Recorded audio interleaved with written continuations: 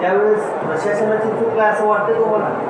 प्रशासनाची चूक नाही आहे, कायद्याची गल्लत आहे, याला कायद्याची गुंतागुंत म्हणता येईल. UDCPR हे रूल आहे, कलम 3.1.1 मध्ये 6 मीटरचा डिस्टन्स सोडून त्यांना परवानगी दिली आहे. त्याच्यामध्ये प्रशासनाची गल्लत अशी म्हणता येणार नाही, प्रशासनावर डायरेक्टली ताशेरे ओढता येणार नाही. सध्याची परिस्थिती अशी आहे की गेल्या वर्षी जे पाणी आलं त्या पाण्यावर उपाययोजना कशा पद्धतीने केल्या पाहिजेत आणि पाण्या आल्यानंतर आपण सोलापूरचं डिमार्केशन कशा पद्धतीने केलं पाहिजे या बाबतीतली जी लाईन ऑफ ॲक्शन ठरली पाहिजे होती किंवा होणाऱ्या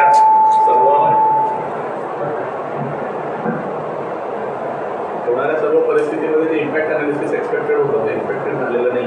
आता तुमचा जो प्रश्न आहे एका वाक्यात उत्तर देता येईल की याच्यामध्ये प्रशासनाची चूक आम्ही कधीही म्हणणार नाही आणि ती नाही देखील. कायद्याच्या कसोटीवर जर आपण त्याचा विचार केला असता तर UDCPRचे रूल बघूनच आपल्याला नगररचना विभागाने आणि बांधकाम विभागाने परवानगी दिली. कायदा कसं चुकीचं आहे सर? कायदा कसं चुकीचा आहे? कुठला बरोबर आहे? कायदा कुठला चुकीचा? आपण जे म्हणलं आता की कायदा चुकीचं, प्रशासन बरोबर आहे. नाही, प्रशासन कायदा चुकीचा नाही. यांनी दिलेले बेकायदेशीर परवानगी आहेत का? मी म्हटलं प्रशासन चुकीचे कायद्याने कुठल्याही परवानगी दिलेल्या नाही, कायद्याने परवानगी दिलेली आहे. कायदा चुकीचा म्हणत नाही आहे. जे इम्प्लिमेंटेशन लेवलने झालेलं आहे, जे इम्प्लिमेंटेशन व्हायला पाहिजे, इम्पॅक्ट अनालिसिस झालं पाहिजे. आता महत्त्वाची गोष्ट तुम्हाला रेड लाईन आणि ब्लू लाईन या गोष्टी NGTच्या रूल्सनुसार प्रत्येक ठिकाणी जिथे जिथं वॉटर बॉडीज आहे तिथं नेसेसरीली केलेले आहे, बरोबर आहे. आता NGTमध्ये ज्या गाईडलाईन्स आलेल्या आहेत त्या गाईडलाईन्स सोलापूरला पण ॲप्लिकेबल आहेत. वॉटर बॉडी जिथे तिथं रेड लाईन आणि ब्लू लाईन आल्या पाहिजेत, बरोबर आहे. हा रूल 2025ला किंवा 26ला आलेला नाही. ते 2019 ते 2021मध्ये मुळामोठा नदीमध्ये जेव्हा इंटिरियरमध्ये रस्ते डेव्हलपमेंट झाली, जिथं आपण नदी पात्रातले रस्ते डेव्हलपमेंट होत होते, त्यावेळेसच्या एन्व्हायरमेंटल ॲक्टिव्हिस्टने फेअरली तिथं प्रॉपरली डिमार्केट करून केलं होतं. ते प्रॉपर मुळामोठा नदीच्या पात्रामध्ये बांधकाम होत होतं आणि ते बांधकाम होऊ नये म्हणून ते NGTमध्ये दाखल केलेल्या गोष्टी होती. ते NGTने युनिफाईडली सर्वांना असं गाईडलाईन दिलं की नदीपात्रामध्ये कुठेही डेव्हलपमेंट होऊ नये, या बाबतीत करावं आणि नेसेसरीली जिथे जिथं रेड लाईन आणि ब्लू लाईन मार्किंग नाही आहे तर त्या इरिगेशन डिपार्टमेंटने प्रत्येक ठिकाणी करावं. So coming to the point of understanding, water बॉडीजमध्ये नाला आणि नदी याचं डिफरन्शिएशन नाही आहे. आपण जर कायद्याच्या भाषेत गेलं तर these are water bodies where water streams are there, म्हणजे जलप्रवाहित होत आहे आणि जिथं पाणी वाहते तिथे. आता आम्ही नाला आणि नदीच्या वादात जर पडलो तर तिथं त्यांचा डिफेन्स असं तयार होईल की wherever water bodies are line we are entitled to get the red line and blue line. पाणी आहे प्रवाहित होणार, त्याचा बाहेर फ्लो येणार. आता आम्ही कायद्याने काय नाही पाटबंधारे विभाग असेल किंवा महापालिका प्रशासन आता रेड लाईन ब्लू लाईनच्या संदर्भात हालचाली चालवल्या 15 दिवसात त्या लाईन आखल्या जातील. आपली संघर्ष समितीची भूमिका काय राहील? आपल्या संघर्ष भूमीची समिती भूमिका एकच आहे सर्वांच्या वतीनं. या सर्व गोष्टींमध्ये इम्पॅक्ट अनालिसिस होणं गरजेचं आहे. महत्त्वाची गोष्ट, कोल्हापूरच्या धर्तीवर कोल्हापूर महानगरपालिकेने रिस्ट्रिक्टेड झोनमध्ये बांधकामाच्या परवानग्या देण्यात याव्या यासाठी एक ठराव केला होता. त्या ठरावानंतर त्या रिस्ट्रिक्टेड आणि प्रोहिबिटिव्ह झोनमध्ये कंडिशनल परवानग्या देऊन बांधकाम करण्याचे तरतुदी केलेल्या आहेत. ती कंडिशनल अमेंडमेंट काय झाली? त्याच्यामध्ये कंडिशनल अमेंडमेंट अशी झाली की हाय फ्लड लाईन जी आहे, जी डिमार्केटेड हाय फ्लड लाईन आहे त्याच्यावर 1.5 मीटर म्हणजे जवळपास 4.5 ते 5 फूट डिस्टन्स ठेवून तुम्ही बांधकाम करावं. अशा पद्धतीनं तिथला जो ॲनालिसिस झालेला आहे किंवा त्या ब्लू लाईन आणि रेड लाईनच्या मध्ये बरंचसं अर्बनायझेशन झालेलं आहे. म्हणजे ज्या ज्या ठिकाणी सिव्हिलायझेशन झालेलं आहे, ज्या ज्या ठिकाणी आपल्या बाकीच्या गोष्टी झालेल्या आहेत, आपण शहर पूर्ण वसून दुसऱ्या बाजूला वसू शकतो का याचाही परवानगी आपण त्यानुसार ॲनालिसिस करू शकता. कारण तुम्ही इंटरनॅशनल लेवलला गेला तर एन्व्हायरमेंटल इम्पॅक्ट एवढा मोठ्या प्रमाणावर आहे. इंडोनेशियाची जी राजधानी होती त्यांनी जकार्तामधून बदलून त्यांनी डायरेक्टली महापालिका कोल्हापूरच्या धर्तीवर बांधकाम ब्ल्यू लाईनच्या आतमध्ये नव्हता का? ब्ल्यू लाईनच्या आतमध्ये आपल्याला परवानगी मिळू शकत नाही. आम्ही ब्ल्यू लाईनच्या आतमध्ये कुठलीही गोष्ट करू शकत नाही. ब्लू लाईन आणि रेड लाईनच्या मध्ये जो प्रोहिबिटेड झोन आहे त्या बाबतीतला विषय असेल. कोल्हापूरच्या तिथं तिथे दिलेलं आणि हा युनिफाईड डेव्हलपमेंटमध्ये ते अमेंडमेंट केलेले 4.5 मीटर वर तुम्ही बांधकाम करू शकता असं त्याच्यामध्ये रिस्ट्रिक्टेड झोनमध्ये बांधकामाच्या परवानगी दिलेली आहे. 4.5 मीटर हा हाय फ्लड लाईन जी डिक्लेअर केलेली आहे त्या ठिकाणी, ज्या ठिकाणी HFL आहे त्याच्यावर 4.5 मीटर गेलं पाहिजे, जेणेकरून कुठलीही जीवितहानी झाली नाही पाहिजे, कुठल्याही प्राण्याची किंवा पशुहानी झाली नाही पाहिजे, कुठल्याही शेतीमालाचं नुकसान नाही झालं पाहिजे, कुठलेही animals or the humans life at risk नाही राहिली पाहिजे. हा दृष्टिकोन त्याच्यामध्ये आहे. आता जरी भविष्यात गेल्या वर्षीचा पूर आला होता त्या पद्धतीने किंवा त्यापेक्षाही जास्त जर आलं तर त्या झोनमधल्या बांधकाम जे कोणी राहत असतील, जे बिल्डर असतील त्यांचं काय होणार नाही, परंतु जे कोणी आयुष्यात एकदा घर बांधलेलं असेल तर त्याला नुकसान झालं तर त्याला संघर्ष समिती जबाबदार राहील. नाही, आपण जे म्हणतो कोल्हापूरच्या धर्तीवर बांधकाम करू शकता ते आम्ही ब्ल्यू लाईनच्या आतमध्ये कुठलीही गोष्ट करू शकत नाही. मुळात आता आमच्या संघर्ष समितीची बाजू आता तुम्ही मांडता, तुम्ही बरोबर मुद्द्यावर आला. संघर्ष समितीची मागणी काय आहे मी तुम्हाला बेसिकली सांगतो. मुळात या गोष्टीवर चर्चा अशी होती की नदी आहे की नाला आहे, या बाबतीत आमचा कुठलाही विरोध नाही. महत्वाची गोष्ट आपण सगळ्यांनी मिळून एक गोष्ट अवलोकन केली पाहिजे की जो वॉटर स्ट्रीम तयार केलेली आहे, जी वॉटर स्ट्रीम इतिहासापासून यामध्ये आहे इथं आपल्या इथं, त्या वॉटर स्ट्रीमची ॲट प्रेझेंट सिच्युएशन काय आहे, त्यातनं पाणी वाहू शकतं का, आपल्या सोलापूरमध्ये किती वेळा त्यातनं पाणी वाहिलेलं आहे, आत्ता वाहणारं पाणी हे कशा पद्धतीचं आहे. तिसरी महत्त्वाची गोष्ट, याचा तुम्ही शास्त्रोक्त पद्धतीनं खोलीकरण रुंदीकरण त्याला रिटेनिंग वॉल केलेली आहे का. ज्या ठिकाणी नद्या आहेत, ज्या ठिकाणी नदी प्राधिकरण आहे, त्या नद्यांचा प्रवाह व्यवस्थित ठेवण्यासाठी काय काय केलं जातं या बाबतीत आपण उहापोह केली आहे का. तर वास्तविक पाहता यामध्ये हायड्रोलॉजिकल सर्वे नाही आहे, जिओलॉजिकल सर्वे नाही आहे, बाकीच्या गोष्टी काही झालेल्या नाही आहेत. आज महानगरपालिका त्यांच्या पद्धतीने 100% प्रयत्न करते आहे. महानगरपालिकेवर बोट ठेवण्यासारखं काही नाही, आयुक्त साहेब काम करतात, बाकीचे करतात. पण कायद्याची गुंतागुंत आणि गल्लत अशी होती आहे की जे पाणी आहे ते त्याला पहिल्यांदा वाट करून द्या म्हणतो आहे. खोलीकरण रुंदीकरण आणि व्यवस्थितपणे त्याचं रिटेनिंग वॉल तयार करा. जिथे जिथे तुम्हाला वाटतं ॲक्सिडेंट प्रोन झोन आहे तिथे तुम्ही व्यवस्थितपणे जे काय असतील ते रोड डिरेक्शननुसार बाकीच्या गोष्टी एक प्रॉपर त्याच्यावर एक DPR तयार करा. वाहणारं पाणी जर त्यातून बाहेर आलं तर आम्ही कुणीच मी तुम्हाला थांबवणार. आणि तिथं पाणी वाहत जर असेल आणि तिथं दलदल झाली तर कुठलाही मनुष्य प्राणी तिथं राहू शकत नाही. हे आम्हीही एकलबाधित सत्य मान्य करायला तयार. मुळात तिथं असलेल्या गोष्टी ज्या आहेत त्या बाबतीतलं इन्फ्रास्ट्रक्चर आपलं तयार आहे का. तिथं असलेला नदीचा प्रवाह हा संपूर्ण अबाधित व्यवस्थितपणे त्या पिंपळगा तलावापासून ते सीना नदीपर्यंत 14 मीटरचा तो ट्रेंच आहे, तो एकदम अनअवॉइडेबल किंवा कुठल्याही अडथळ्याशिवाय फ्लो आहे का, तर तो नाही आहे. आमच्या समितीचं म्हणणं एकच आहे की या सर्व गोष्टींमध्ये तुम्ही स्वतः लक्ष घाला. दोघांनी म्हणून जॉईंटली वर्किंग करू. आम्ही निसर्ग संवर्धनाच्या पण बाबतीत त्यासाठीच बोलतोय की वॉटर बॉडीज टिकल्याच पाहिजे, त्या बाबतीत आम्ही विरोध करत नाही. आणि वॉटर बॉडीज जर भविष्यामध्ये जर ते वाढत गेल्या तर आम्हाला आणायचं तिथून आम्हाला बाजूला जावंच लागणार आहे. कारण महत्त्वाची गोष्ट काय आहे, सुप्रीम कोर्ट पण या दृष्टिकोनातनं करते, पर्यावरणाचं शास्त्र पण हेच म्हणतं आणि पर्यावरणाचं निकालबाधित व्यवस्थितपणे सत्य हेच एक भूगर्भ. मी दोन्ही बाजू मानतोय सर, मी दोन्ही बाजू नदीचं अस्तित्व टिकायला पाहिजे. ओके, मग त्यानंतर तुम्ही म्हणता की नदीची खोलीकरण रुंदीकरण हे केल्याशिवाय तुम्ही पुढचं पाऊल टाकतो नका, हे तुमचा दुसरा मुद्दा. तिसऱ्या मुद्द्याचा प्रश्नाचं उत्तर तुम्ही अजून दिलं नाही. जर समजा पूर आला आणि त्या एका व्यक्ती जो आयुष्यात पहिल्यांदा बांधतो त्याचं घर वाहून गेलं किंवा त्याला काही नुकसान झालं तर त्याला संघर्ष समिती जबाबदार आहे का, या तुमच्या मतानुसार. संघर्ष समिती कुठलीही जबाबदारी घ्यायला आलेली नाही आहे. पहिली गोष्ट मी आठवते, त्याच्यामध्ये महत्वाची गोष्ट मला मी तुम्हाला एक प्रतिप्रश्न करतो. त्यांना आल्याचं खोलीकरण झालं आणि नाला पूर्ण प्रवाहाने वाहतो असं तुमचं म्हणणं आहे. त्या नाल्यामध्ये कुठंच अडथळा नाही आहे किंवा कुठं भराव टाकलेला नाही असं म्हणणं आहे.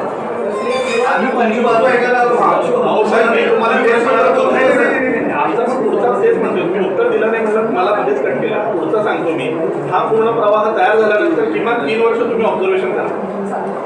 किमान 3 वर्ष ऑब्झर्वेशन करा. त्यातून जर रेड लाईन आणि ब्लू लाईन तुम्हाला मार्क करायची असेल तर त्याला आमचा विरोध नाही आहे. पण आत्ताच्या परिस्थितीमध्ये red line blue line mark करताना जिथे जिथे अडथळे आहेत ते अडथळे क्लिअर करून खोलीकरण रुंदीकरण करून या पाण्याचा प्रवाह तरी क्लिअर करून घेणं अपेक्षित आहे. आणि हे झाल्यानंतर जे काय असेल त्यावर ही प्रक्रिया पुढे गेलेली आहे. आता प्रशासन असेल किंवा पाटबंधारे विभाग असेल, आता 15 दिवसामध्ये ते रेखांकन आखणार आहे.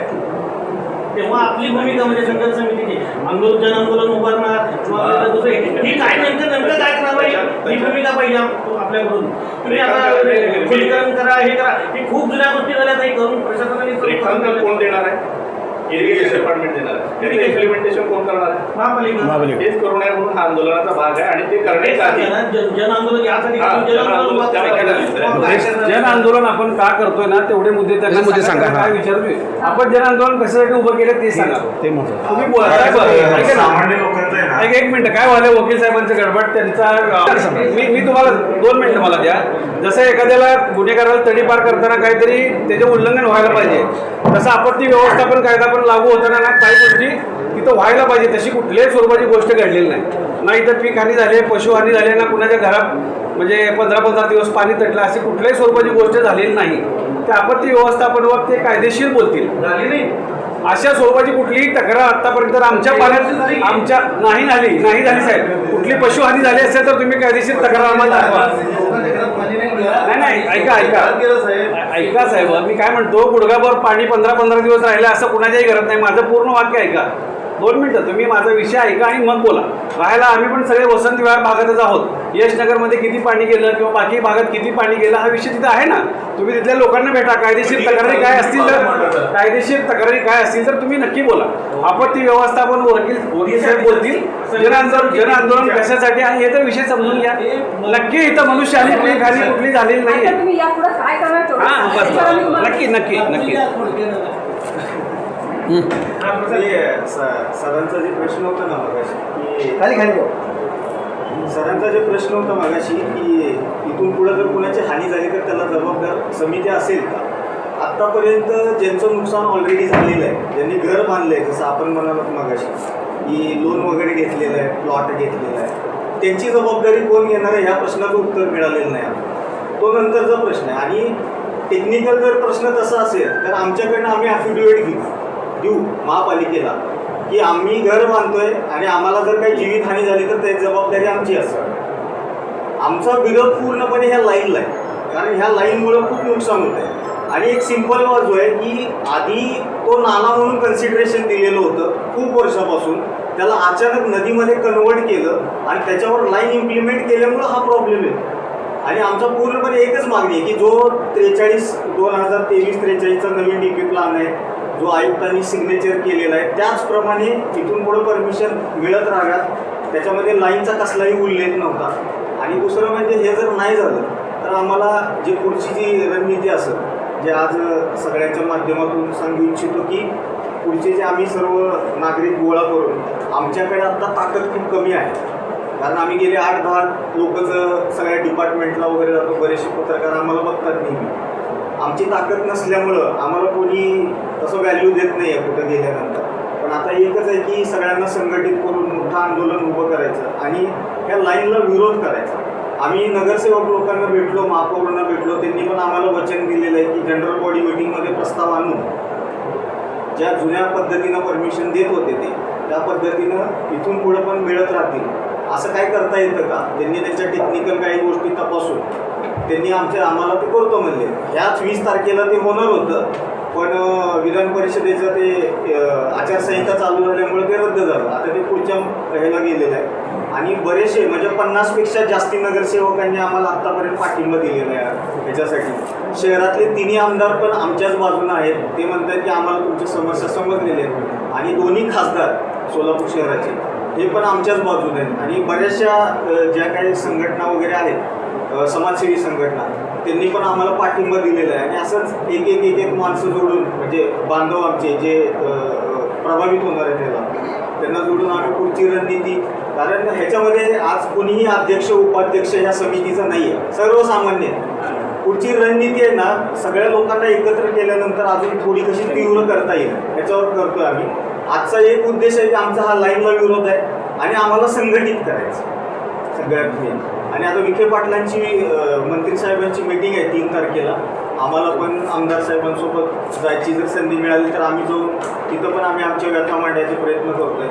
आणि पत्रकारांना तिथं ज्या काही गोष्टी घडतील, आम्हाला जर संधी दिली बोलायची तर ते पण आम्ही कळू. लोकशाहीचा 4था स्तंभ म्हणून तुम्ही एका जरी व्यक्तीच्या घरी गेलात आणि त्याचा पर्सनल इंटरव्ह्यू जर केला जो खराच प्रभावित आहे, तरी तुम्हाला सगळ्या गोष्टी समजून जातील. आणि आंदोलनाची डेडलाईन काय देत कशाची आंदोलनाची कधीपासून काय लवकरात लवकर कराल. 15 दिवसाच्या आतमध्ये आंदोलन उभं करावं लागेल, कारण पुन्हा जितकं लेट होईल तेवढं तुम्हाला सगळ्यांना माहिती आहे की आम्हाला तेवढी नाही मिळणार. आंदोलनाची डेट म्हणजे रेखांकन रेड लाईन ब्ल्यू लाईनच्या आखणी होण्याच्या पूर्वी तुम्ही आखणी होण्याच्या पूर्वीचा नंतर आता डेडलाईन काय तारीख द्या ना. नाही तारीख आता मेंबरच इतके कमी आहेत. आज आम्हाला मेंबरच्या जवळ पोहोचण्यासाठीच हे पत्रकार परिषद किंवा आज जे आवाहन केले ना लोक आता ग्रुप जॉईन करायला. लोकांना माहितीच नाही. मी म्हटलं पाळे वसंत विहारात जॉईन होते, लोकांना माहितीच नाही अजून. आता इतकं आमच्यामध्ये म्हणजे हे सांगायला कोर्टात गेलेत का तुम्ही त्या विषयाला स्टे घेतलेत का नाही. तुम्ही जवळ नव्हता कसं तुम्ही जर तुमच्या बाजूने सगळे जर असतील कोर्टात जायला काय आम्ही आता ज्यावेळेस असं काही घडतं त्यावेळेस सर्वात आपण जातो लोकप्रतिनिधीकडे. लोकप्रतिनिधीच आमची बाजू मांडू शकतात, कारण आम्ही त्यांना निवडून दिले.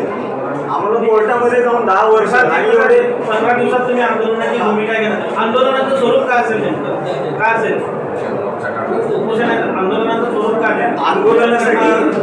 आंदोलनासाठी आहे ना, क्रिया करणार किंवा काय नेमकं काय करणार? आंदोलनासाठी आमचे आता जेवढे काही सदस्य आहेत प्रत्येकाची थोडीशी वेगवेगळी मत आहे. आता ज्यावेळेस संख्या वाढेल ग्रुपमध्ये आम्ही अजून एक मीटिंग अरेंज करतोय आणि त्या मीटिंगमध्ये सर्वसंमती ठराव आणि तारीख आणि कशा स्वरूपाचं असेल हे फिक्स करणार आहे.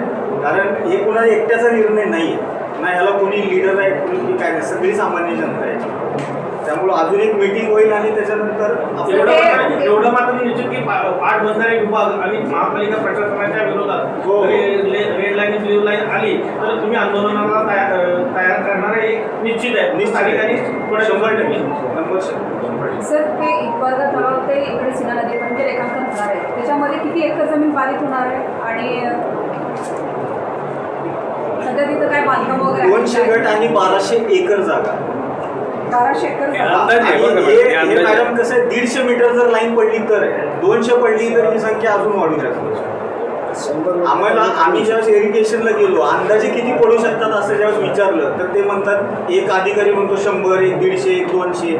आणि लाईनची जी मेथड आहे टोपोग्राफिकल जी असते ज्या भागामध्ये उतार आहे तिथं लाईन 200 मीटर पण जाऊ शकते. जिथं चढ आहे तिथं ती 50 मीटर पण असू शकते. इकडून 150 आणि इकडून जशी नॅशनल हायवेला लाईन असती तशी नसती ही लाईन. सर हे जे 1200 एकर तुम्ही घेतलं, ते बाधित आणि हे सोलापूर शहरामधलं फक्त शहरामधला आकडा आहे, शहराच्या बाहेरचा नाही. आणि किती इकडं 220 बसवेश्वर नगर सोडून गट सातपूर किती म्हणजे त्याच्यापर्यंत 200 गट. अजून मोजलेले नाही. हे शेळगीपासून आपलं बसवेश्वर नगर आणि याच्यामध्ये काही बांधकाम आहेत का? हा भरपूर किती आहे. बांधकाम आहे? किती घरं असणार आहेत? माझ्या अंदाजाने 700-750 बांधकाम आहेत सध्या जे प्रभावित होऊ शकतात. तर तुम्ही म्हणताय आमच्या सोबत लोकप्रतिनिधी आहेत सगळेच म्हणजे जनसंख्या ज्यांच्या पाठीमागे आहे ते सगळे हा, आम्ही तुमच्या सर्वांकडे सोबत जाऊन आहे. आलोय, सर्वांना तुमच्या तुम्ही- अडचणी कुठे आहेत? मगाशी तुम्हीच म्हणले कुठली अदृश्य शक्ती आहे की आता त्याला हे नाल्याच्या ऐवजी नदी म्हणताय आणि एवढी सगळी मोठी शक्ती तुमच्या सोबत असताना तुमच्या अडचणी कुठे आहेत? नाही त्याच प्रश्नाची उत्तरं शोधतोय. असं कसं आमची शक्य आहे? संख्या मला एक सांगा नाही, आमची हे संख्या नदी नाही कमी आहे. आपण ऐका नदी नाही असं काही धरू तर एकरूप प्रकल्प जे आहे ते काय नाल्यावर बांधलं गेलंय का? पूर्वी कधीतरी नदी असल्यामुळे थोडं मोठं ते नाही मॅडम डॉक्युमेंट्स तर तसंच बोलतात. नाही डॉक्युमेंट्स मी नाही म्हणजे बोलत. माझ्या आणि तुमच्या बोलण्यापेक्षा डॉक्युमेंट्स तसंच हो तुमच्या आता पाटबंधारे विभागामध्ये जे आहे 1874 मधलं जे त्याच्याकडं पाटबंधारे विभाग फक्त पाणी एवढ्या मोठ्या प्रमाणात 100 वर्षापूर्वी एवढं पाणी त्या नाल्यातनं नदीतनं कधी आलं नव्हतं. हो. त्यामुळं आता जे पाणी डिस्चार्ज झालं त्या डिस्चार्जवर त्यांनी जे पाठीमागचे सगळे डॉक्युमेंट काढले त्यानुसार त्यांनी नदी म्हणतात. असं थोडीच होणार आहे की एवढी शक्ती तुमच्या पाठीशी असताना त्यांनी एकटेच मी नदी आहे म्हणणार आणि तुम्ही नाला आहे म्हणून नाही बसणार. मॅडम, इरिगेशन असं नदी होणार म्हणत नाही. नाहीये. इरिगेशन पण नदी म्हणतच नाहीये. नाही नदी म्हणते ना इरिगेशन त्यांचं statement आहे, सर. नाही, ऐका. इरिगेशनच्याच पेपरवर आला म्हणून सगळीकडे इरिगेशनचे उल्लेख आहे. पेपर्स नाही ज्यावेळी ते अधिकारी बैठक घेतात त्या बैठकीमध्ये त्यांचा आणि महापौरांचा वाद होतो. ते नदी म्हणतात ते नाला म्हणतात पण नदी म्हणताना त्यांनी काहीतरी त्याच्यावर बेस असेल ना. नाही मॅडम ऐका ना म्हणजे असं म्हणायचं आपण इरिगेशन कोणीही त्याला नदी म्हणत नाही. नाल्याच्या ह्याच्यामध्ये तिथं पाणी नाहीये म्हणून तिथं तुम्हाला बांधकाम परवानगी देणार महापालिका आणि त्यावेळी तुम्ही महापालिका चांगली प्रशासन चांगलं त्यांचं सगळं चांगलं आणि पाटबंधारे फक्त नदी म्हणतील म्हणून आपण त्यांच्या विरोधात हा, आता ही अशी भूमिका कशी ज्यावेळेस काय माझी अडचण सांगतो.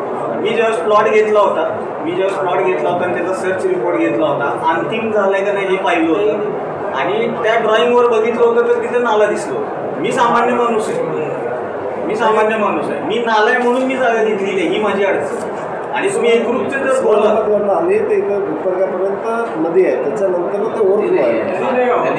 मी डॉक्युमेंट बघून जागा घेतली. हे बरोबर आहे ना. हे मी तुमचं आयुक्त वाद काय आहे. म्हणताय पाटबंधारे काय म्हणताय हे बघून तेच म्हणते घेतली. हे भाग तुमचा झाला बरोबर आहे आम्ही हे आधीच भाग जागा तुमचा आहे. घेतली. महापालिकेकडे पाहिजे ना ते रेकॉर्ड ऐका ना महापालिकेचं मग रेकॉर्ड महापालिकेच्या रेकॉर्डमध्ये त्यांनी केलं ते पाहिजे महापालिका- त्यांनी पाटबंधारे विभागाकडे मागवलं हा त्यांचा विषय तो इंटरव्ह्यू मी जेव्हा डॉक्युमेंट्स बघितले तेव्हा मी तिथे नाला बघितली मी बघितलं आणि तुम्ही एकरूपचं जे बोललात ना मॅडम पाणी का आलं ह्या प्रश्नापर्यंत जर पत्रकारांनी पोहोचलं ना तर 2 TMCचा तो धरण आहे आपलं जे आहे त्याच्यात 1 TMC तर गाळच आहे.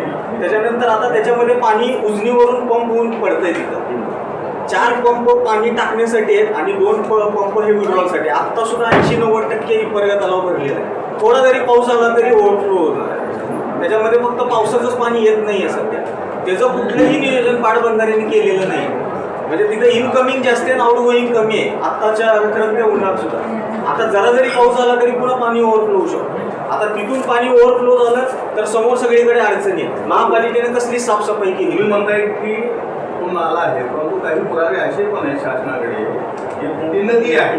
आता माझ्याकडचे जे 3 पुरावे आहेत जे जमीन घेताना लागतात, एक आहे मोजणी शीट लागतं. नाही आता तुम्ही दाखवलेलं तुमच्याकडे 1913 पर्यंतचे पुरावे, 1874 पर्यंतचे पुरावे. मी जस्ट ऐकत आहे नाही, काही जुने डॉक्युमेंट्स पण तसे आहेत ज्याच्यामध्ये नाला पण काही मध्ये नदी आहे सर, काही मध्ये आहे, काही मध्ये नाही. आता नालाच आहे. आता जर डॉक्युमेंटची जर पुराव्यांची संख्या काढली ना तर 1 किंवा 2 डॉक्युमेंट्स, मी तर अजून नदीचं एकही डॉक्युमेंट नाही बघितलं वैयक्तिक, पण माझ्याकडे 8 डॉक्युमेंट आहेत नालायक आणि सगळे सरकारी शिक्क्याचे. आणि मी जागा बघताना मोजणी शीट घेतली आहे, DP प्लॅन बघितलेला आहे आणि गाव नकाशा असतो त्याच्यावरती नाला म्हणून लिहिलेलं आहे. आणि मी घेतलेलं आहे 2026 मध्ये. आम्ही तर 2000 म्हणजे ज्यावेळेस ते नदी होतो त्यावेळेसची तर माहिती पण नव्हती ना, आम्ही त्यावेळेस नव्हतोच. आम्ही ज्यावेळेस जमिनी घेतलेल्या आहेत त्यावेळेस तर तो नाला आहे. पहिला नाला आहे का नदी आहे हे कोर्टात सिद्ध करावं लागेल. हा आमची अडचण काय की आम्ही नाला म्हणून जमीन घेतली तुमचा एक प्रश्न होता आणि सरकारने जर नाला म्हणून दिली असेल तर त्याला अचानक नदीमध्ये कन्वर्ट कसं होतं? नदीमध्ये कन्वर्ट कसं होतं? नदी आहे म्हणून. आज दिनांक 2 जून 2026 रोजी आदिला नाला संघर्ष समितीतर्फे जशी पत्रकार परिषद घेण्यात आलेली आहे. पत्रकार परिषदेचे मुख्य मुद्दे हे आहेत, सदर जो आदिला नाला आहे त्याचे ऐतिहासिक गॅजेटचे पुरावे, टोपोग्राफिक पुरावे आणि इतर पुराव्यानुसार त्याला नाला म्हणावं आणि त्या नाल्याला असलेल्या तरतुदीनुसार UDCPR मध्ये 6 मीटर बफर झोन ठेवून बांधकाम परवाने ज्या दिलेल्या आहेत त्या कायम करण्यात याव्यात. या मागणीसाठी आणि यापुढं रेड लाईन आणि ब्लू लाईन मार्किंग नंतर होणाऱ्या परिस्थितीला 200 गट बाधित होणार आहेत किमान अंदाजित आहे ते, आणि 1200 एकर जमीन बाधित होणार आहे. यामध्ये काही हजारो लोकांचे प्लॉट आता विकत खरेदी केलेले आहे. जनसामान्य मध्यमवर्ग लोकांनी जे खरेदी केलेले प्लॉट आहेत, बांधकाम चालू केलेले आहेत, परवाने घेतलेले आहेत ते कायम व्हावेत आणि यापुढे देखील जे परवानगी आतापर्यंत दिलेले आहेत ते कायम व्हावेत आणि त्यामध्ये जी काही डेव्हलपमेंटसाठी परवानगी दिलेली आहे ती कायम व्हावी या मागणीकरिता आज ही पत्रकार परिषद घेतलेली आहे. मुळात पाहता 2025 मध्ये जो पूर आला होता त्या पुराच्या माध्यमातून महानगरपालिकेने या असलेल्या पिंपळगाव तलाव ते सीना नदीचा ट्रेन जो जोडणारा आदिला नाला आहे त्याचा ट्रेन पूर्णपणे शास्त्रोक्त पद्धतीने कायदेशीर पद्धतीने UDCPR 6 मीटर रुंद आणि 5 मीटर खोल करावा आणि त्या बाजूने रिटेनिंग वॉल कराव्या. त्यातून वाहणाऱ्या पाण्याचं परीक्षण करावं. होणाऱ्या परीक्षणानंतर जर पाणी आलं तर त्यावर नवी अभ्यास समिती बसून त्यावर रेड लाईन आणि ब्लू लाईन मार्किंगचे इम्प्लिमेंटेशन करावं ही मुख्य मागणी आज आम्ही ठेवलेली आहे. यामध्ये जर रेड लाईन आणि ब्लू लाईन मार्किंगचं जर पुढं इम्प्लिमेंटेशन होत असेल तर तिथं असलेले जनसामान्य प्लॉटधारक घेतलेल्या जमिनी महानगरपालिकेच्या परवानगीनुसारच होत असलेल्या डेव्हलपमेंटला जी बसणारी खेळ आहे तर त्यामध्ये सर्व बाधित एकत्रित येऊन कायद्यांनी असलेल्या अधिकारानुसार शांततेच्या मार्गाने अभिनव पद्धतीने आंदोलन करतील आणि सदर ब्लू लाईन आणि रेड लाईनच्या मार्किंग नंतर होणाऱ्या बाधित गोष्टींसाठी होणाऱ्या जे इकॉनॉमिक इम्पॅक्ट होणार आहे म्हणजे आर्थिक नुकसान जे होणार आहे तिथल्या सामान्य शेतकऱ्यांचं आणि सामान्य प्लॉट धारकांचं आणि असलेल्या घर मालकांचं तर त्या विरोधात आंदोलन करणार आहे. आणि यामध्ये महानगरपालिका आणि इतर प्रशासनाने या होणाऱ्या इकॉनॉमिक लॉसेस आणि होणाऱ्या इम्पॅक्ट अनालिसिसमध्ये जे काही गरिबांचं नुकसान होणार आहे या बाबतीत देखील सहानुभूतीपूर्वक सरकार आणि शासन म्हणून पूर्णपणे विचार करून या बाबतीत ते इम्प्लिमेंटेशन करावे ही मुख्य मागणी घेऊन आजची पत्रकार परिषद घेण्यात आलेली आहे.